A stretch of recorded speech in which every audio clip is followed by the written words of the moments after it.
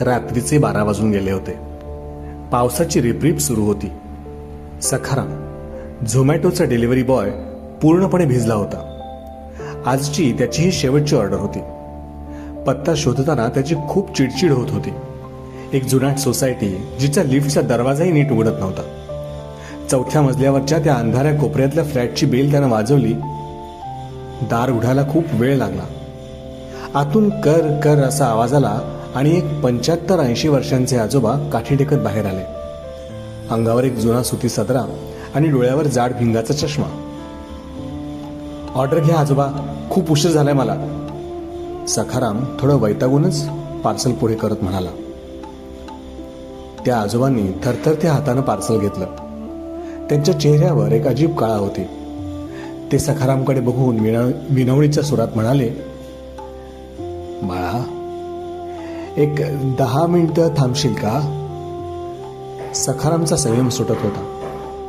अहो आजोबा, रात्रीचे 12 वाजलेत. मला घरी जायचंय. माझे आई बाबा वाट बघत असतील. पेमेंट ऑनलाईन झालंय ना? मग काय काम आहे?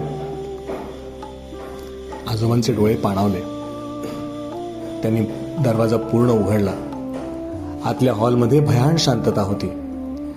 फक्त एका कोपऱ्यात एक छोटा टेबल लॅम्प सुरू होता आणि त्याखाली एका बाईचा हार घातलेला फोटो होता. आज माझ्या बायकोचा, सुमतीचा वाढदिवस आहे. आजोबा भिंतीवरच्या त्या फोटोकडे बघत म्हणाले, ती असताना आम्ही दरवर्षी रात्री 12 वाजता केक कापायचो. आज ती नाहीये. आणि माझा मुलगा? त्यांचा आवाज दाटून आला.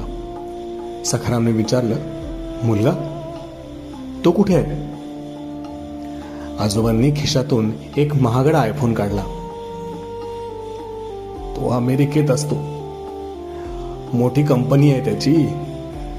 त्याने सकाळीच मला फोन करून सांगितलं, बाबा, अकाउंटला 50,000 ट्रान्सफर केलेत. आईच्या आवडीचं काहीतरी ऑर्डर करा आणि सेलिब्रेट करा.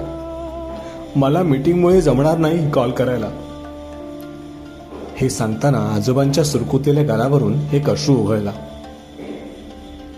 बाळा, पैसे खूप आहेत रे, पण हा केक कापायला, हॅपी बर्थडे म्हणायला घरात कोणीच नाही. अरे अरे भिंतीनं ओरडून सांगितलं तरी ते ऐकत नाहीत. सखारामच्या पायाखालची जमीन सरकली. त्याचा मगाशी आलेला राग कुठल्या कुठे पळून गेला. त्याला स्वतःच्या बाबांची आठवण झाली, ज्यांचा फोन तो बिझी आहे सांगून मगाशी कट करत होता. सखाराम शांतपणे आत गेला. त्यानंच ते केकचं बॉक्स उघडलं. तो केक नव्हता, तर एक छोटीशी पेस्ट्री होती. आजोबांनी थरथरत्या हातानं सुरी पकडली. सखाराम त्यांच्या हातावर हात ठेवत म्हणाला, कापा आजोबा, मी आहे ना. त्या भयान शांततेत एका अनोळखी डिलिव्हरी बॉयने टाळ्या वाजवून हॅपी बर्थडे गाणं म्हटलं. आजोबांनी केकचा तुकडा खोटोला लावला आणि दुसरा तुकडा सखारामला भरवला. त्या म्हाताऱ्या माणसानं सखारामला घट्ट मिठी मारली. त्या मिठीत इतकं दुःख आणि एकाकी पण होतं की सखारामला हुंदका आवरला नाही. सखाराम निघताना आजोबांनी त्याला 100 रुपयाची टीप देऊ केली. सखारामनं नम्रपणे नकार दिला. तेव्हा आजोबा दारात पुढे उभे राहून पाणावलेल्या डोळ्यांनी जे वाक्य बोलले, त्यानं सखारामचा आत्मा हलला. पोरा, पुढच्या वेळी येताना 2 पोळ्या कमी आणल्या तरी चालतील, पण थोडा वेळ जास्त घेऊन ये रे. कारण भूक पोटाला लागते, पण घर पण मनाला लागतं आणि ते विकत मिळत नाही. सखाराम जिन्यावरून खाली उतरला. तेव्हा पाऊस थांबला होता, पण त्याचे डोळे वाहत होते. त्याने बाईक बाजूला लावली आणि पहिला फोन आपल्या बाबांना लावला. हॅलो बाबा, झोपलात का?